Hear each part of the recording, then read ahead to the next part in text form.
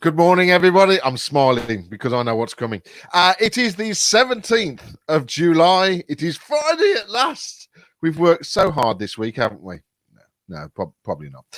So the headlines today, $3 billion to help the NHS prepare for the possible. And they've put the word impossible second wave there. The funding for England will also help ease winter pressure on the health service, number 10 says. Actually, Boris Johnson, he's just finished his speech. He did 11 o'clocker. I don't know what's happened. It's all confused. I felt like I had to start drinking because usually we have a gin when he starts his 5 o'clock one, but now 11 o'clock in the morning, don't know what's going on. He's just finished. I will outline that in a minute. BA retires entire 747 fleet after travel downturn.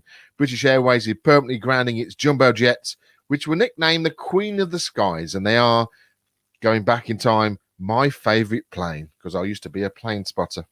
Let's not laugh. And plan for significant normality for Christmas. The PM says, as part of his speech this morning, Boris Johnson outlines new advice for using public transport and returning to work in England. And Hancock calls for urgent review on COVID death data. Deaths recorded in England may have included people who tested positive months before they died. You can tell it's Friday, can't you? Grant, can you tell it's Friday? Are you okay, mate? I want to say to that last one, Matt. Yeah, I know. Duh. Okay, yeah, we've been saying it for months. Good morning, afternoon, Darren. Afternoon.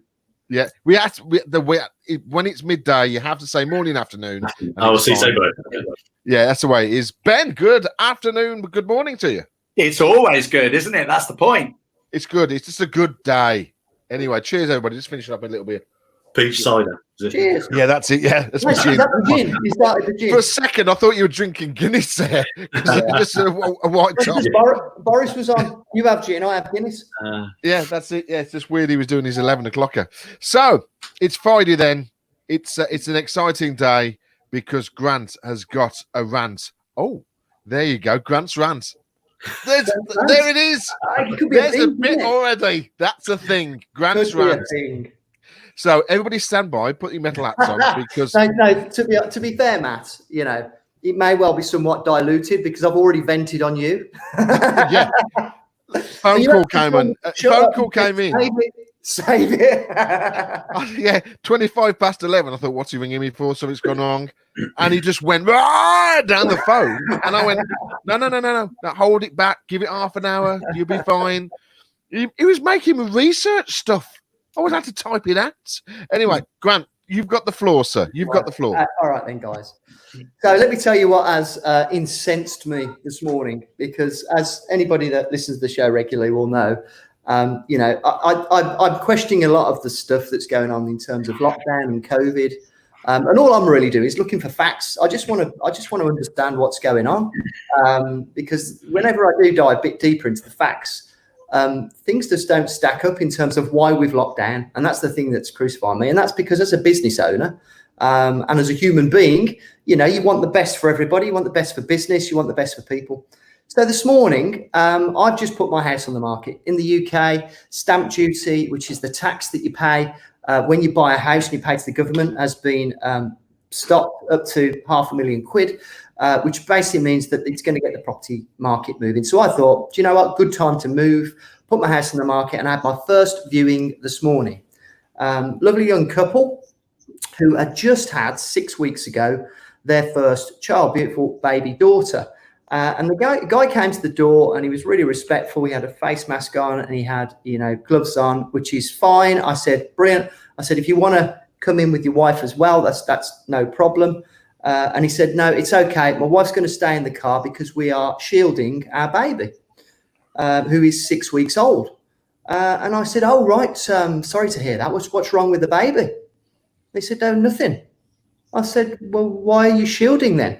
He said, well, the hospital told us we've got a shield for 11 weeks to protect the baby from COVID-19. And I said, well, no baby's been harmed by COVID-19. There's no risk to babies. He said, no, that's what we've been told. And I'm like, why? So I'm like, what's going on? So I thought maybe there's something I've missed here. Maybe children are vulnerable. My assumption was, or my research led me to believe, that children aren't vulnerable. Yes, they could potentially be carriers, although a lot of research is saying now that they're not likely to be. But certainly infants, babies, and I'm thinking, oh, blimey, what have I missed? There must have been babies dying in COVID-19. No, there aren't. And that's why I started going, well, what's going on? Why? When the reason this hit me so hard is because I clearly remember we're just selling our house, right? Our house that we've lived in for 15 years. And I remember when we moved into that house, we were having our second child. And I remember what it's like to be a new parent. And when you have your first child, it is a really scary experience. Those of you parents will know. You've got so much to worry about. You're paranoid in the extreme about protecting this little beautiful child that you've brought into the world. And it's a stressful time at the best of times. And now we're putting fear into these young parents over something that is. So that's why I phoned Matt. I said, Matt, am I missing something here? Is there something that are children vulnerable? And so that's why I was shouting at Matt. I need to know. You've got to do your research. Because I was driving, you see. One child has died in America, apparently, of COVID-19. And I think Matt said there possibly might be one in the UK, infant, but they're not sure. So why the hell, as far as I'm concerned, if you are going to sanitize a baby, a newborn baby, you're much more likely of damaging its immune system because they're not going to get susceptible to all the stuff that babies need, all the human contact. That is what gets the immune system going. I am just flabbergasted. I just want somebody to explain to me. They can't. Why? They can't. But I think that's the point. They can't. No I think sense. Those poor parents are so scared. Grant, they can't. There's Why? no reason behind it. This just political bollocks. There is more chance of that baby dying being dropped down the stairs. There's more chance of that baby dying of cot death, of cancer, of all the horrible stuff that can happen to babies, any baby that is. And yet we are shielding for a disease that is not going to affect that child at all. I think that's an assumption, though, isn't it, Grant? I think because the thing is, you drop a baby's dummy, what do? You don't put it back in the mouth. Their immune systems are lower, and you're right. The guilt. You suck it first. You suck it first. No, you That's dip it what in they whiskey, do. put it in whiskey. But no, I think I think you're right. You hit the nail on the head. Your firstborn, I had a Recaro car seat. The guilt factor that you buy all this Paranoid. gets nothing. You give them nothing. You just whatever happened, you'll have that dummy back off the floor.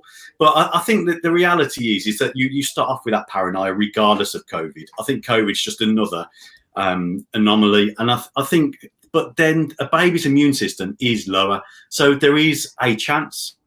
And as a newborn parent, do you take any chance? I don't think you do. Let me ask you this, Darren. I had a feeling you might go down this road. Yeah. There are a million other things that you should be worried about when you're protecting a baby. Probably them as well. And the immune system is one of them. Now, Yeah. how's the baby going to build up resistance and immunity if it's kept in a bubble where it's not exposed to things that are going to help its immune system grow? But It's it's actually gradual, worse for the baby. I'm no doctor, but Yeah. I remember going down this road a few years ago when there's been a lot of research that's saying because we sanitize everything so much that our immune systems are lower because kids don't play in the dirt anymore. We talked about it, I agree with that. I really want to swear now. This is insanity. No, I think you swore. I think, Matt, that button's got to be pressed. Yeah, not yet. No, not yet. I I think understand what he's got a point. you're saying. Is that to be advised that, and I honestly don't know, and I think that's the key factor. Is we just don't know. No, Darren, we do know, mate, because we can see the statistics. We know that there's loads of people out there that have got no clue about social distancing. They're going to be chucking the babies all over the place and completely ignoring what the doctors said. From what we've tried to find out, there's one dubious potential death of a baby due to COVID-19. that makes the chances of that baby being harmed by COVID-19 insignificant. There's a million other things that you should be worried about. COVID-19 is not one of them. Grant, I think you hit the nail on the head earlier, and so did Ben. The statistics are all skewed. How trustworthy are them statistics? Exactly. I bet you the one that didn't die of COVID-19. I think the other day. it's been a year of getting statistics wrong because Liverpool won the league. Thanks for bringing it back lighter. Statistics these days. No, I agree, Grant. The scaremongering of a newborn parent. Nothing has made me more angry than this today. It's kind of tipped me over the edge. It's tipped me over the edge, this has. I never would have guessed. There's no common sense whatsoever to every freaking doctor in the country and God knows what other country telling parents to shield a freaking baby from COVID-19 when it's...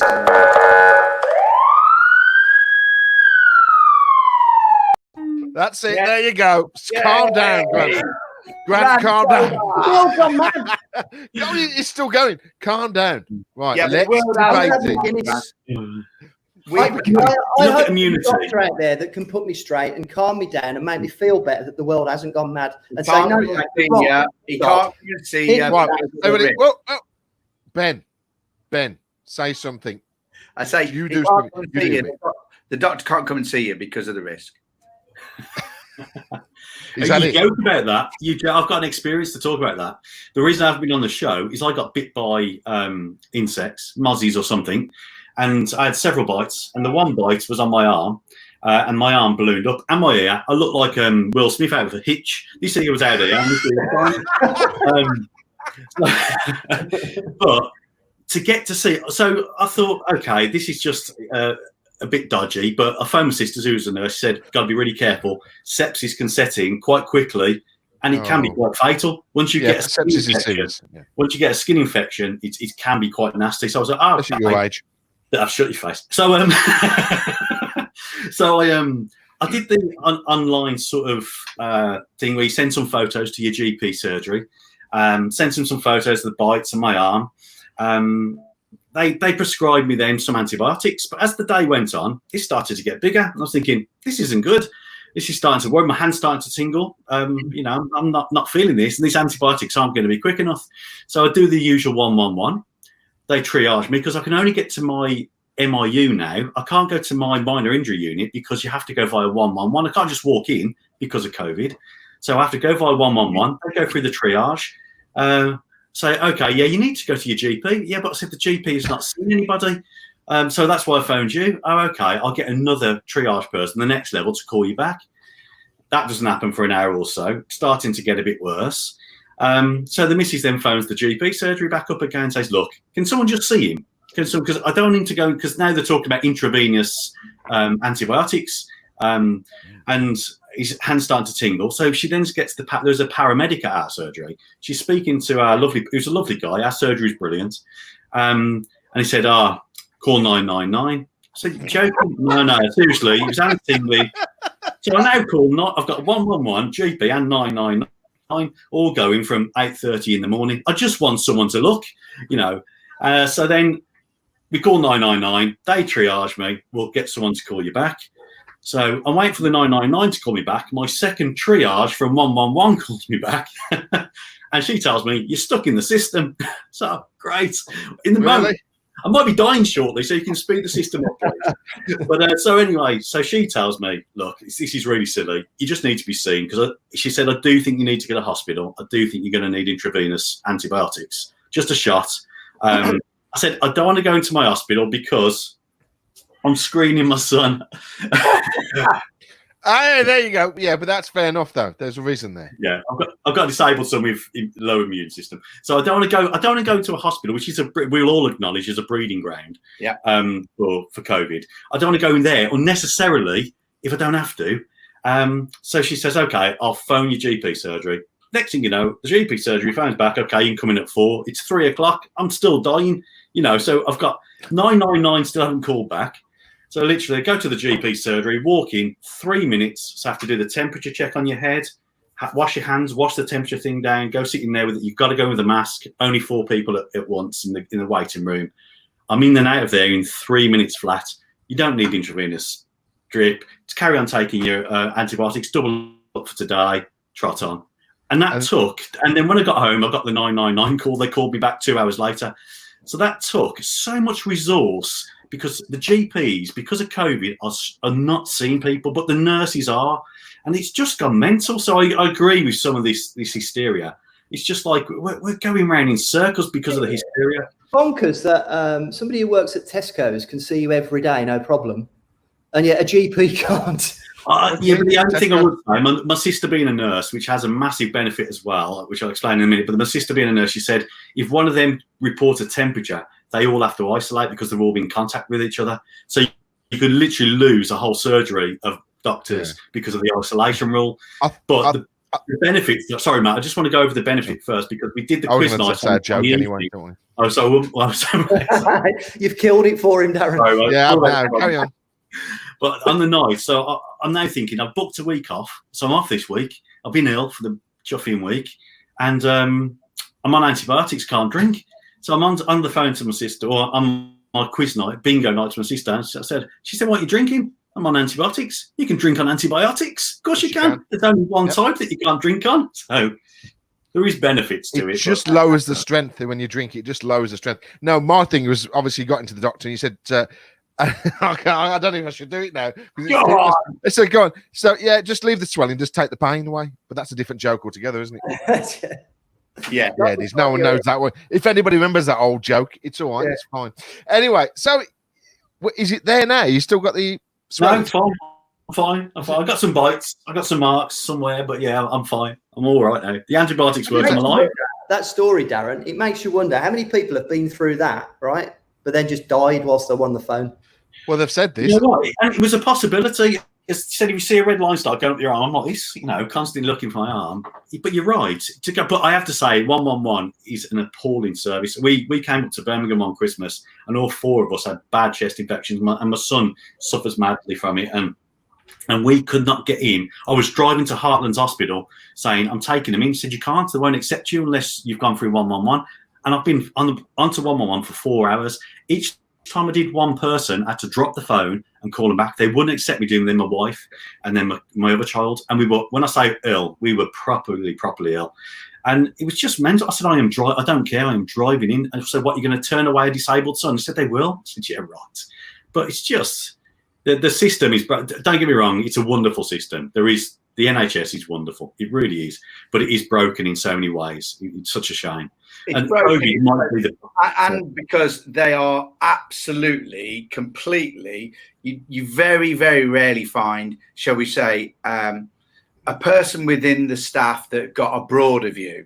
They are so indoctrinated and ingrained into the political message that you very rarely get common sense out of anyone in that profession. They do brilliant with what they've got to work with, but they're so tightly controlled with what they've got to say and do that it's taken out of their hands. Yeah. No, COVID might be a turner of that, though, with the money. I think one of the positives out of COVID might be the absolute injection of cash into the NHS through It's all about injections. Yeah, it is. Yeah. They're not going to spend money on equipment. They're spending it on more drugs. Well, he is spending. Is it 3 billion? He's promised 3 billion to go into the NHS over the next few months now. Which that is going to be massive. And the money down the back of that sofa is incredible. I've got an idea. Why don't British Airways apply to create flying hospitals? Then I'll get the money for the fleet. At the 747s. Just turn the 7 because they're big enough. My favourite plane. Perfect. What benefit is that going to be? It's going to be flying round and it's going to be giving out emissions, mate. Hey, I've seen your emissions. Don't get out there. You can fly on palm oil now. Yeah, it is. So, Grant, did you sell your house this morning, or did you offend them that much? Do you know what? I think I might have made a bad impression. Did you walk around huffing? Were you like, this is the lounge? For God's sake! I'm like, what? And I was just flabbergasted. I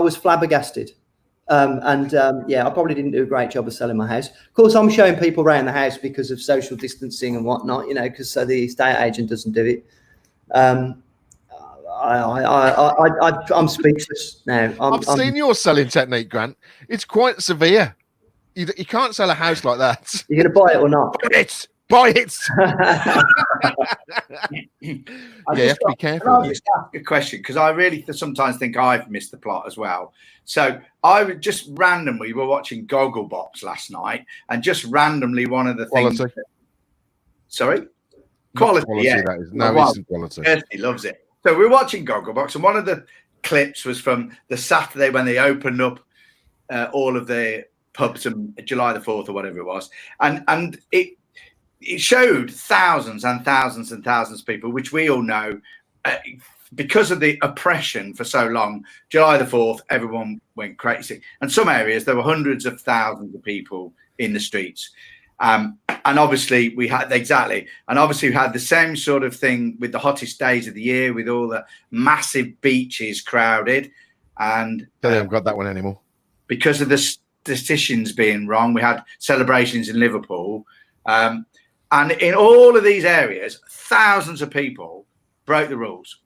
And we have not had anything in terms of a spike. So why are we still got this massive fear? It's a bit early yet, though, isn't it? It has been going up 100, an extra 100 a day, hasn't it? As in not as in deaths, but as in detections. But if that's true, but yeah, it is. I still feel it's early. I think it's the end of the month for me. If things are like this at the end of the month, I'd start to feel a little bit more confident myself. So, as Boris has announced this morning, let me just pull up his extra bits and pieces, because this is a good talking point, what he wants to do. He's saying it's going to be normal by the 1st of November. That's what he said. Everything's opening up except for nightclubs. They're not opening up. But bowling alleys will be fine. The reduction of lockdowns completely will be removed, he says. He's made a lot of promises here. What else has he said there? I don't know why they're not opening nightclubs. You've got more chance of getting chlamydia than COVID. See, I was thinking that, but I thought, no, we're not going to say that. We're on Twitch. There's only 12-year-olds on Twitch. I have to be careful what you're saying there. But so he's giving that. Yeah, 3 billion is given to the NHS, so that's good.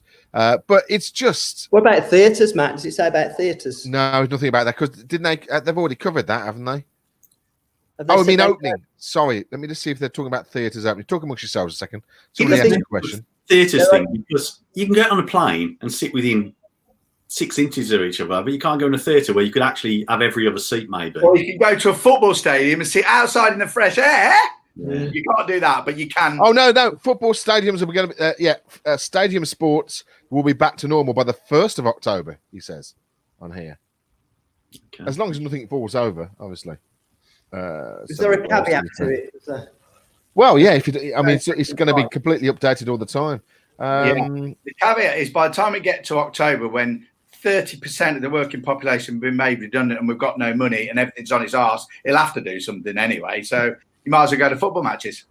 Leisure centres, bowling alleys, skating rinks, casinos. Yeah, casinos are still shut, aren't they? They're going to be open from the 1st of August.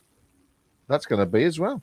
So he's really releasing everything here. So that the spikes can't be happening, can they?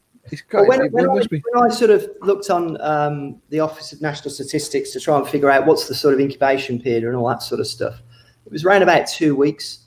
So if we say that, UK and many other places across the world opened up beginning of July, so 4th of July for us, we should be looking at somewhere around the 20th is when we should see a spike. If that was when it 17 already. Yeah, but there'll be a lag, won't there, catching that statistic? You know what I mean? There'll be I'd expect a week's lag while we try and catch up the statistics. Well, it's I suppose when I looked at it, if you think about that was like the average, it should already be starting to spike. Exactly. If it was really that dangerous. Let's say everybody went out, all that picture that we just saw, everybody caught it on the 4th, then there'd be an incubation period, and then you'd come out with it within a week. So people should be showing symptoms well before now. And then it's actually to when they start dying. So there'll be plenty more admissions by now. There'll be loads of people. People start dying 2 weeks afterwards. Roughly it was. So we would have started. I don't believe any of the stats. Exactly. You can't believe anything. Right. So I'm just reading here now. So from October, the government intends to allow audiences to return to, well, it says to stadiums, while conferences and other business events can recommence. Oh, someone should tell Mark. Yay. Because that's he started his last week. In September, schools, nurseries, and colleges will be open for all children and young people on a full-time basis, while universities are also working to reopen as normal. Wedding receptions, I don't know if anybody wants to get married again. Wedding receptions for up to 30 people will be allowed from the 1st of August as well. Indoor performances to a live audience, subject to successive pilots that they've said from the 1st of August. So I wouldn't want to be on the testing frame for that. I'm guessing funerals and stuff like that as well is the other thing, isn't it? Well, I'm going I think that on Monday. We've got 11 people allowed. Yeah, at the moment they are. I think that's changing 1st of August as well. That's tough, Yeah, mate. there's only 6 of my brothers. There's only 6 allowed. Yeah, So- it's. But and again, it's outside. Unless you're talking about the congregation in the church, I mean, it's outside, isn't it? Or is it? Was it a Well, burial or was it a So, crematorium? I'm going to the crematorium, and it's the building within where they do the few words to say goodbye. Yeah. But I've not been in the crematorium that hasn't got the capacity for at least 80 to 100 people. So even if you put 20 in, it'd be more than 2 meters distance. But such are the rules. And the irony, and you listen to that, so you can have a gathering in October of a sports event. Well, even Nuneaton Borough get more than 30 at their gathering for a football match. So why are weddings restricted to 30 when they're usually a family bubble anyway? Yeah. Well, that's What's it going on? is. That's right. There is a bubble there. All The right. thing is, I think you're missing the main item in the news, which is about Cadbury's reducing their chocolate bars. This is all rubbish, this coronavirus stuff. What? I don't like whispers anyway. Oh, what? But You they're can't believe it. reducing the size of their bars, but not their prices, and that's the real news. This is not news. Yeah, no. Cadbury's thing do a is- whisper, don't they? And Bourneville do rumour. That's trying to do it. Ben's trying to do a joke. Everybody, stand by. Carry on. No, Ben doing a joke. That's Ben doing a joke. Yeah. So we've had a very active bit on WhatsApp this morning regarding the show because we're changing. I'm talking to everybody outside there, not to you four. We're changing the structure of the show from next week. We're going to go to Monday, Wednesday, and Friday from next week. Only because the figures are stronger on those days, and we want to try and push everybody down a little bit. But we're also trying to come up with a new name because we felt that the Small Business Support Group, even though we have supported a lot of people and we've had messages fantastically over 3 months saying how much people have appreciated us being here every day, and it's done really well, and so that's great. But we sort of moved on from that now. So we're trying to think of a new name now. Jay, who fortunately can't be with us, has come up with something really clever. Now he's come up with the name Show Biz, as in business. But it's a show and biz. I want to work around that. So that again, Grant? Showbiz, I like it. You like that? So we could just say like a midday showbiz, but it's spelt. The last bit is biz, as in business. I think that's a thing. I'm going to run with that over the weekend. I think that's. What do you think? I'd like to see you run. Right. First of all, Mr. Kench, I'm just finished the second week of my couch to 5K. Yeah. I can't walk at all. And Grant did say, "Oh, it's bad for your joints." Well, friggin' hell, it is. My knees are in tatters. I can't walk. I thought exercise must be good for you. Yeah, it is. Is it? Running. Yeah, running's I not think it's. good. I don't think Running- it is at all. But anyway, doesn't matter. Running's- You know what Easy Glide did? We put it out to the public. So one of our sites had we got 4,000 followers on the Bude site, and we just put it out. Whoever comes up with a good name gets You a don't want free. to let the public make a decision. Yeah, They're insane. Aaron, if whoever comes up with a good name for this show gets a free token on Easy Glide, yeah? Absolutely, yeah. We also Okay. make Well, condoms I'll as put well. it out over the week. We'll put it out over the weekend. I need to make a decision. Making a decision on Monday. Yes. Yeah, all right. But I like that showbiz. I like that because Yeah. it just, it does work really well. That does. Listen, wisdom of crowds, Matt. Let the audience decide. Yeah, what was that? Oh, that was yeah, because Ben, yours was business banter, wasn't it? Yeah, I like that. That kind of sums us up. Yeah, Because it is. Yeah. It's a bit like loose women, but we're loose men, aren't we? So Yeah, There's one. I know Ben is. Loose men. Yeah, Maz would fit in. I think it yeah, might that be would work, would it? It's a bit sexist, that. I don't even know what loose women means. You've met some. Yeah, you. Yeah, look at you. Anyway, whoa, let's stop. What's going on? No. That's just not happening. I can't dunk his Darren's face every time it happens. Right, we are at the end of the show. End of it. That's it. Now, I was hopefully everybody will have a great weekend. I think Grant has calmed down a little bit now. There was a lot more swearing on the phone call, just to let you know. I'm not allowed to swear on this, am I? No, we try not to. Not with Twitch involved now. No, of course not. Ben, what are you up to this weekend? Well, obviously during the week I'll be selling. But at the weekend I'm barbecuing, I'm afraid, guys. Oh, yeah. Oh, fantastic. How good is that? Darren, what you got to do this weekend? The weather's going to be good. Is the pool up? I've got the in-laws down, the pool's up. That's probably where I got bit. So it's our first having people in the house. So I've got the in-laws down. We'll be barbecuing as well, Ben. We'll be joining you. So that's good. It's not the same water that you had from the start of the lockdown, is it, in there? Well, it's 10,000 litres. Do you think I'll refresh it? You are putting... You've got some chlorine to go in, hopefully. You've got a kit. I don't want you catching typhoid. That'll be the next thing. You'll be on 111. I've caught typhoid. How have you caught that from your pool?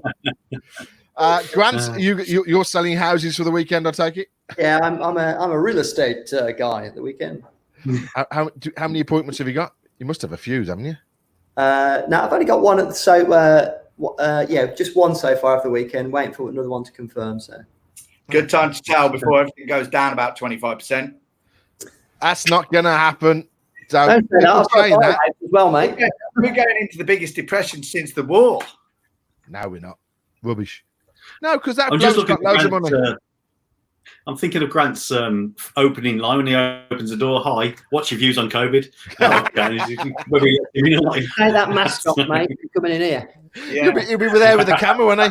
So what do you think about the COVID? Just so we can show it on the show next week. That's what he wants.